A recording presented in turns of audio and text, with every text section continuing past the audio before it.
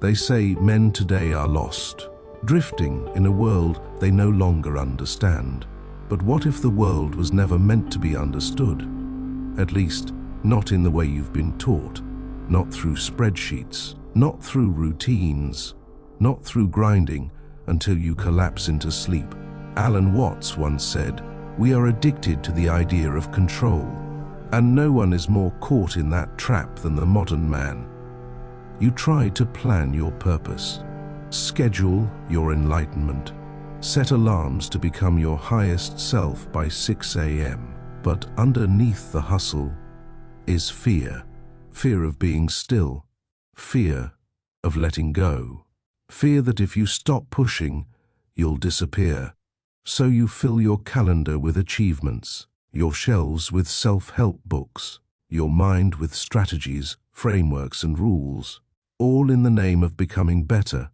But Alan warned us, that kind of better is a lie. Because true awakening doesn't come from becoming.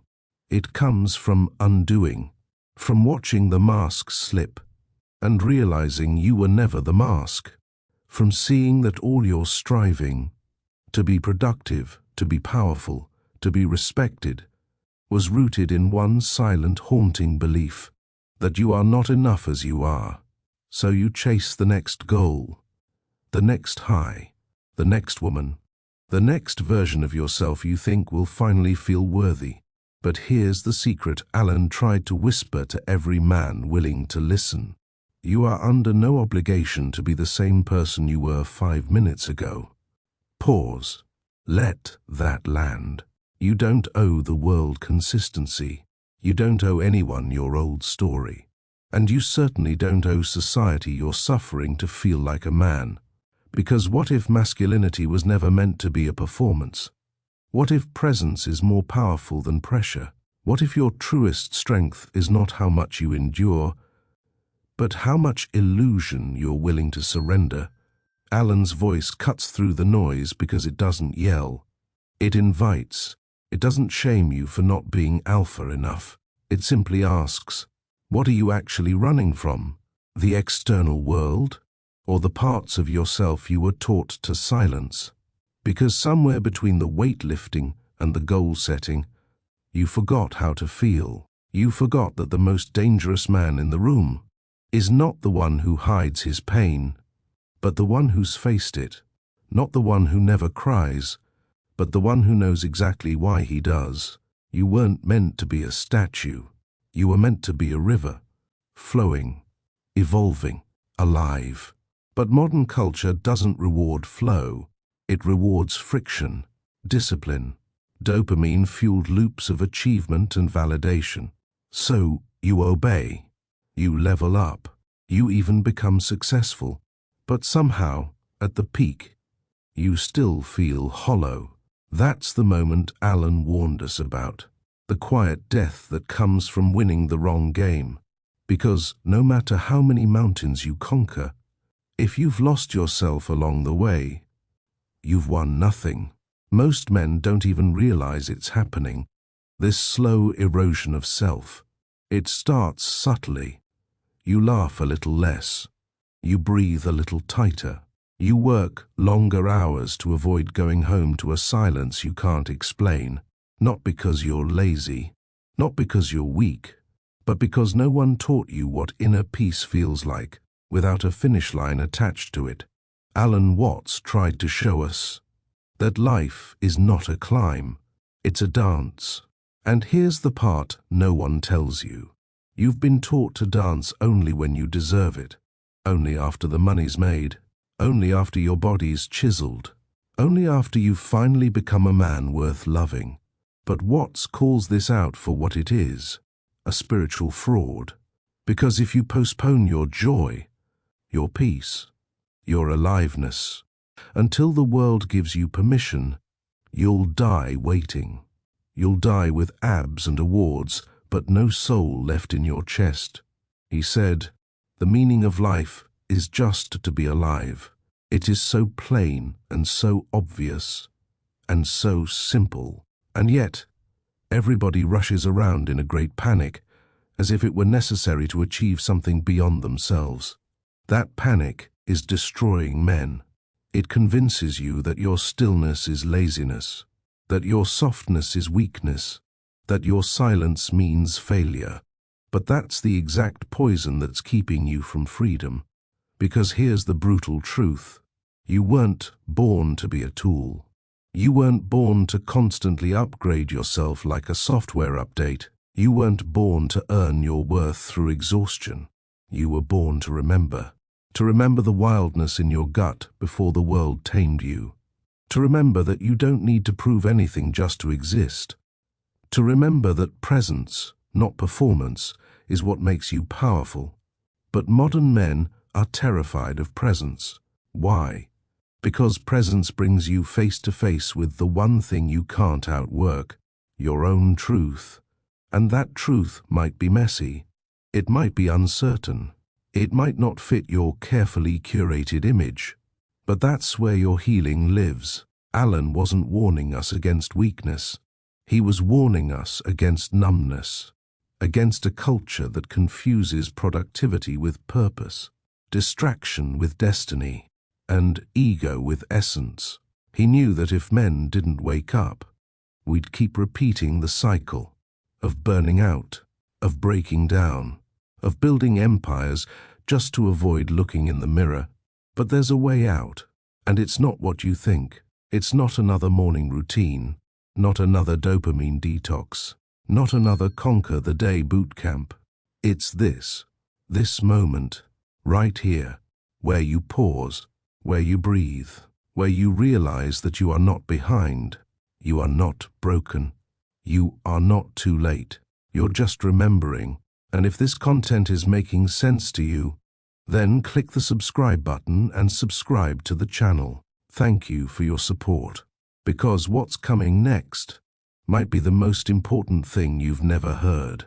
They told you to be a good man, to be kind, respectful, disciplined, humble, to be dependable, predictable, peaceful, non-confrontational. But here's the trap Alan Watts saw coming before most. The good man becomes a slave to goodness. He's praised not for who he is, but for how well he tucks himself in. He suppresses his edge. He flattens his truth. He trades his instincts for a pat on the head, all because he's afraid of being misunderstood, afraid of being rejected, afraid of being called selfish. But Watts knew something deeper. That goodness without wholeness isn't virtue. It's camouflage.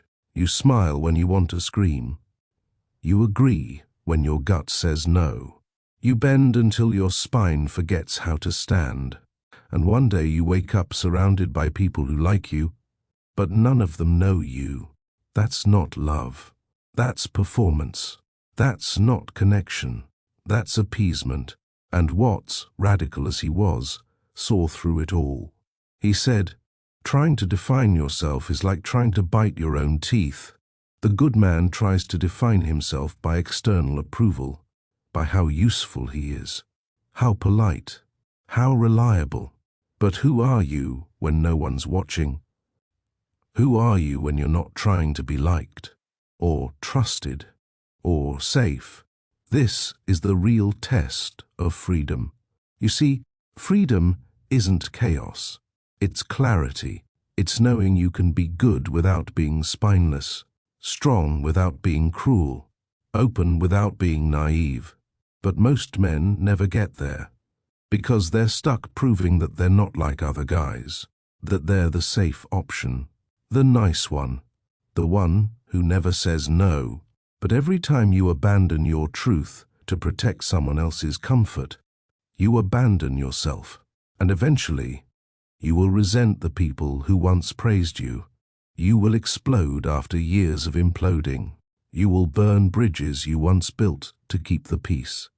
Not because you're cruel, but because you were never honest. That's what Alan was warning us about. He wasn't just talking about spiritual enlightenment. He was talking about emotional integrity, the kind that starts when you stop selling pieces of yourself for applause. Because here's what most men don't know. People will call you dangerous when you reclaim your truth, when you speak up, Set boundaries. Stop apologizing for existing. They'll say you've changed, that you've become arrogant, cold, selfish. But Watts would say, good, because that means you're no longer a puppet. You're not here to be palatable. You're here to be whole. And wholeness requires contradiction, sharp edges, sacred no's, unapologetic presence. That's the version of you the world really needs. Not the filtered, agreeable, exhausted version, but the one who remembers that his soul isn't up for negotiation. The one who understands. Being a good man doesn't mean being a silent man, or a harmless man, or a disappearing man. It means being true, even when that truth shakes the room.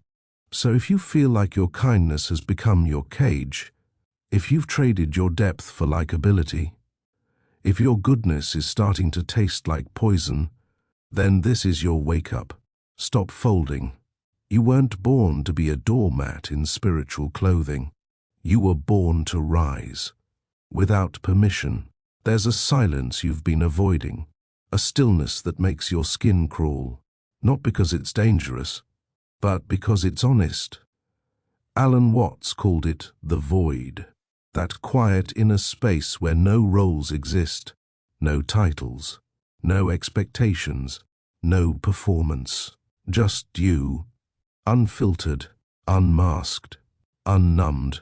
And most men, especially the ones who look strong on the outside, are terrified of that place, because when the noise fades and the achievements don't matter, and no one's watching to applaud or correct you, you're forced to feel what you've buried, the shame, the sadness, the doubt, the question that haunts every room you walk into but pretend not to hear.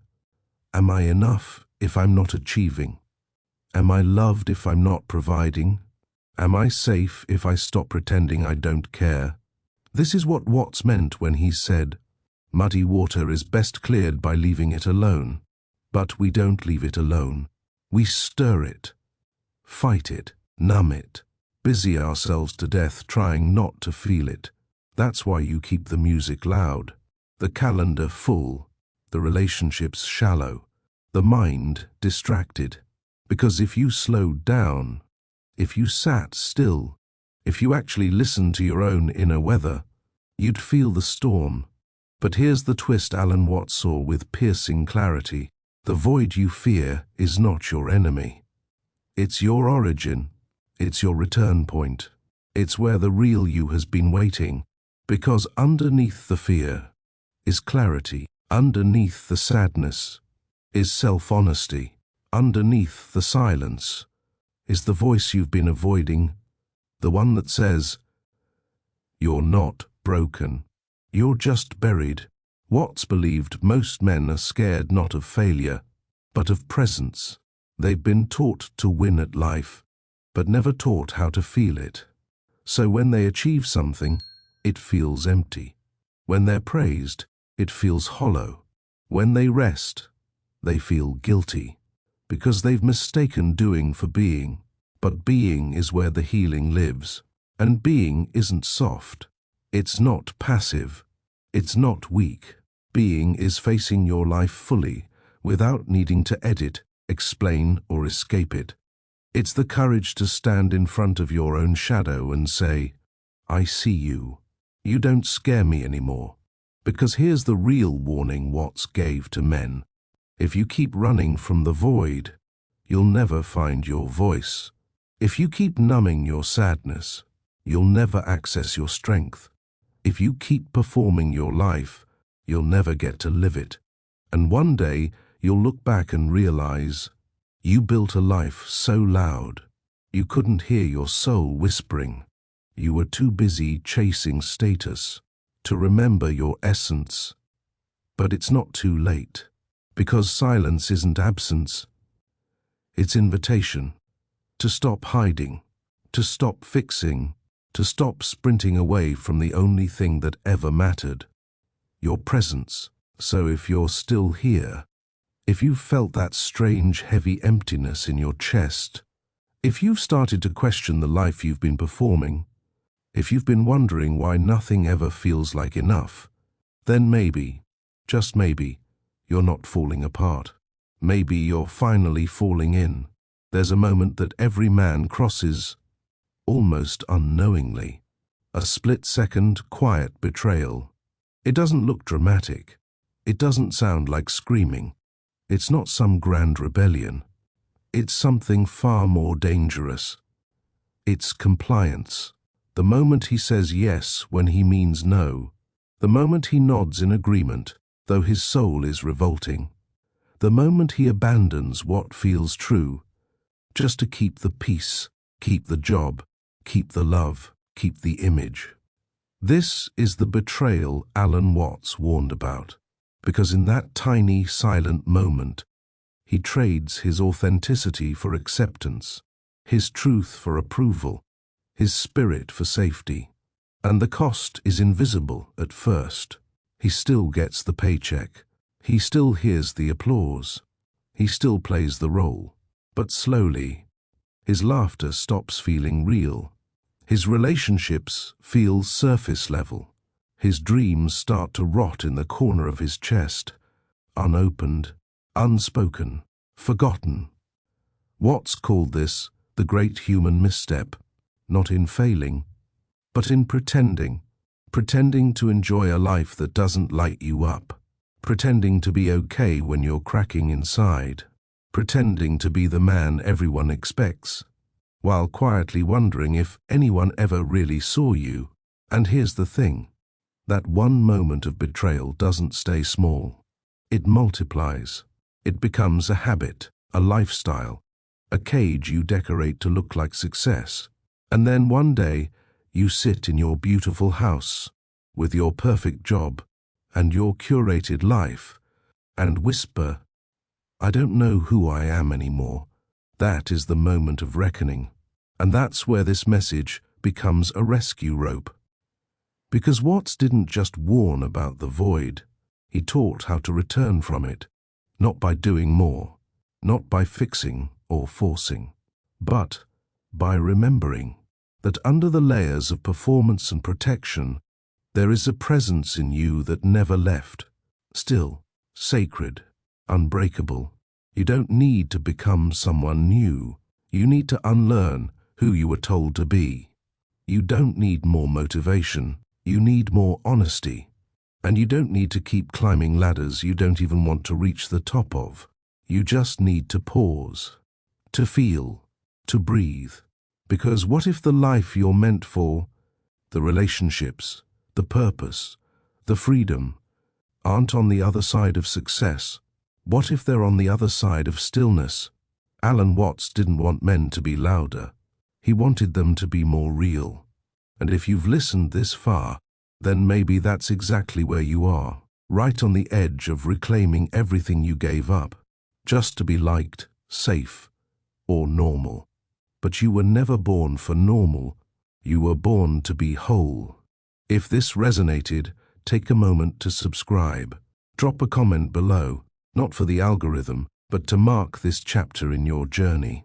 If you made it this far, you're not just watching.